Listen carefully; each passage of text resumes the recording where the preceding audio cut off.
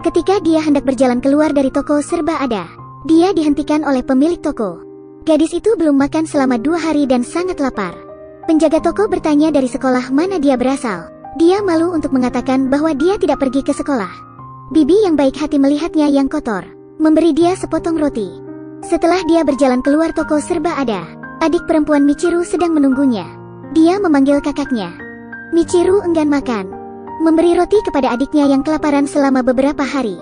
Semua ini diambil oleh anak kecil lainnya. Yuto, anak laki-laki itu melihatnya. Sebenarnya Yuto telah memperhatikan mereka sejak lama. Setiap pulang dari sekolah, selalu melihat mereka.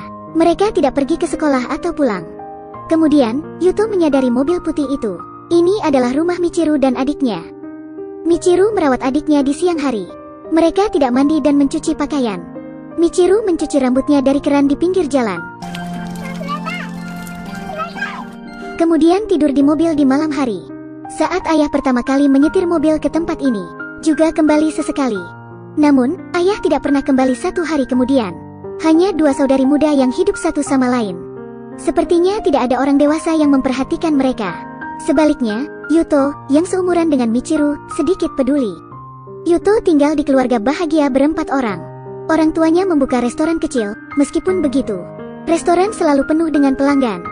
Pada hari kerja, Yuto selalu berada di belakang anak yang tinggi ini. Ibu Takashi membodohi pria sepanjang hari. Tidak pernah peduli dengan anak-anak. Takashi dengan bau di sekujur tubuhnya. Dibully di sekolah. Hanya Yuto yang bermain dengannya. Bersama dengan Yuto, makan malam menjadi lebih hangat dan lezat. Ketika Yuto dan Takashi pulang hari ini, Takashi bersama Yuto menemukan anak kecil duduk sendirian menangis. Dia mengira kakaknya menghilang. Michiru kembali ketika kedua anak laki-laki itu bingung. Hikaru melemparkan dirinya ke pelukan Michiru, menangis dan mengatakan bahwa dia sangat lapar. Kemudian saat mereka makan malam, Yuto memberitahu ibunya bahwa dia sangat lapar hari ini. Takashi juga sangat lapar.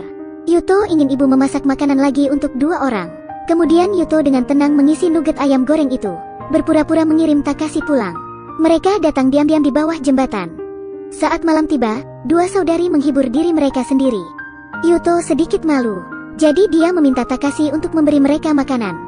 Takashi berjalan mendekat tetapi Michiru, dia tidak mau menerima sedekah dari orang lain. Adiknya, yang kesal, mengambil makanannya. Dia sangat senang memiliki daging.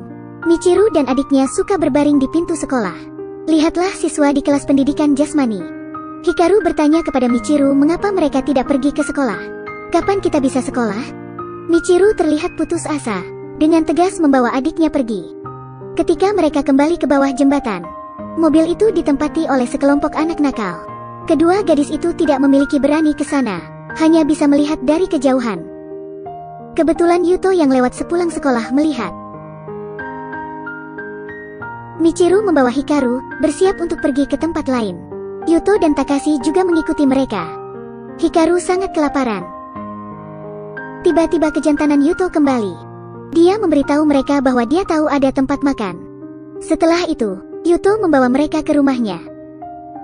Hikaru penuh dengan rasa ingin tahu di sini. Michiru tampaknya sangat malu. Meskipun ibu Yuto bingung, tapi untuk 2 tamu spesial, dia menyajikan roti daging sapi panas dan sup miso. 2 saudari itu sudah lama sejak terakhir makan makanan yang begitu lezat. Setelah makan, ibu Yuto meminta mereka berdua untuk tidak pulang terlalu larut. Bukankah ibu dan ayah akan mencari kalian nanti? Mata polos Hikaru melebar dan tidak tahu bagaimana menjawab. Michiru menundukkan kepalanya, menghindari pandangan bibi. Ditinggalkan oleh ayah dan ibu, dia benar-benar tidak bisa mengatakannya. Malam ini guntur menderu dan hujan turun. Hikaru tidak terpengaruh oleh dunia luar, masih tidur nyenyak. Michiru teringat ibu Yuto lagi. Kelembutan itu membuat dia kesal. Dia berlari keluar meskipun hujan deras. Hujan semakin deras. Michiru merasa dia tidak bisa menahannya lagi.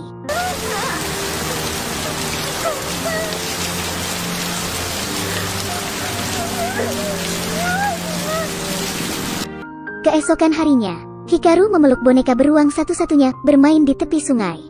Hikaru menatap adiknya yang polos dan tidak berbicara. Tiba-tiba Hikaru mengendurkan tangannya. Boneka beruang itu jatuh secara tidak sengaja. Michiru termenung.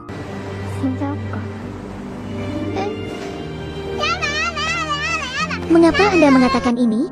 Michiru juga berpikir kata-katanya terlalu berlebihan. Memeluk adiknya dan menangis dan meminta maaf. Dua saudari itu mencari awan pelangi di tepi sungai. Legenda mengatakan bahwa Anda akan beruntung melihat awan pelangi. Mereka percaya dalam menemukan awan pelangi, Anda dapat kembali ke orang tua Anda. Mereka kebetulan bertemu dua sejoli lagi. Yuto sekali lagi mengundang keduanya untuk makan ke rumahnya. Makanan kali ini nasi omelet. Hikaru memakannya dengan suapan besar. Michiru menutupi perutnya. Ibu Yuto sepertinya menyadari sesuatu. Dengan cepat dan bawa Michiru ke kamar mandi. Benar saja, Michiru sedang menstruasi. Ibu Yuto dengan akrab mengajarinya cara menggunakan pembalut. Hikaru ingin bermain lebih banyak di sini. Michiru bersikeras untuk membawa adiknya pergi. Gadis yang lebih tua selalu lembut. Tak ingin menyusahkan orang yang belum pernah bertemu. Setelah mereka pergi, Ibu Yuto mengatakan apakah akan menghubungi Badan Kesejahteraan. Suami menasehatinya untuk tidak ikut campur. Mungkin ada sesuatu yang tersembunyi seperti Takashi. Yuto mendengar kata-kata ini. Dia sedikit kecewa dengan sikap orang tuanya. Yuto dan Takashi tidak pergi ke sekolah keesokan harinya. Mereka datang untuk melihat Michiru dan adiknya. Menyatakan untuk membantu mereka menemukan awan pelangi bersama. Akankah berhasil? Keempatnya kembali ke rumah Yuto bersama. Ibu Yuto bertanya mengapa mereka tidak pergi ke sekolah. Hikaru menjawab, kami sedang mencari awan pelangi. Anda dapat bertemu orang tua Anda ketika Anda menemukan awan pelangi. Ibu kemudian tahu, dua saudari itu tinggal sendirian di bawah jembatan, tanpa orang dewasa, tidak sekolah. Michiru dan adik menginap di rumah Yuto malam ini. Mereka butuh waktu lama untuk mandi dan memakai pakaian bersih. Beberapa anak tidur di ranjang susun. Keesokan harinya sebelum fajar, Hikaru terbangun sambil menangis.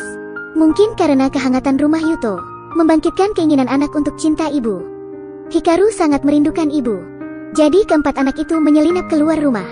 Naik kereta ke pantai untuk menemukan ibu mereka. Kereta melewati pepohonan hijau. Akhirnya tiba di kota tempat mereka pernah tinggal. Bawa semua orang ke hotel tempat orang tua dulu menginap. Tapi ibu mereka belum lama sudah pindah dari sini. Kemudian semua orang pergi untuk melihat lumba-lumba. Hikaru sedang bersenang-senang.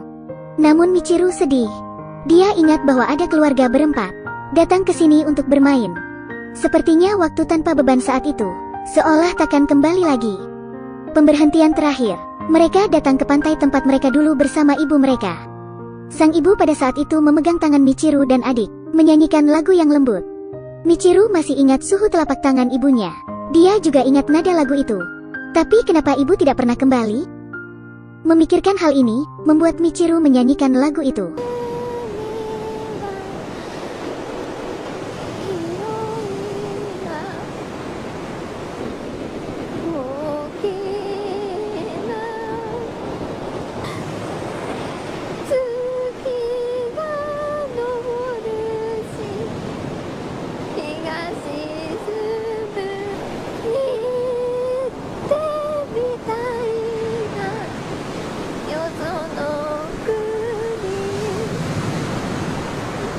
Ketika mereka kembali di bawah jembatan, mobil itu sudah dalam reruntuhan.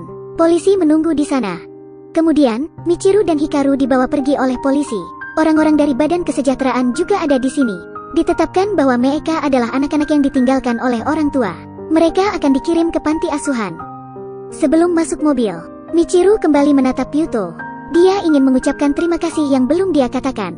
Namun tidak mengatakan apa-apa pada akhirnya. Mobil itu pergi. Yuto mengejarnya dengan putus asa. Dia memiliki banyak hal untuk dikatakan kepada Michiru. Berharap untuk pergi ke sekolah dengan bersama. Saya harap Anda bisa datang ke rumah saya untuk bermain.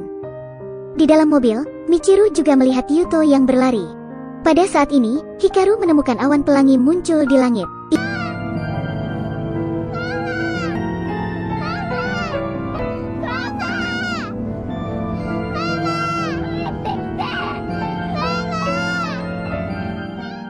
Kemudian, restoran Yuto direnovasi. Sediakan makanan untuk anak-anak yang tidak bisa makan.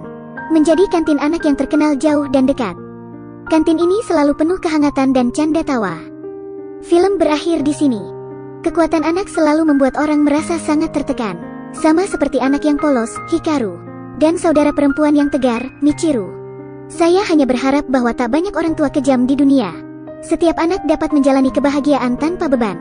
Dan memiliki masa kecil yang layak.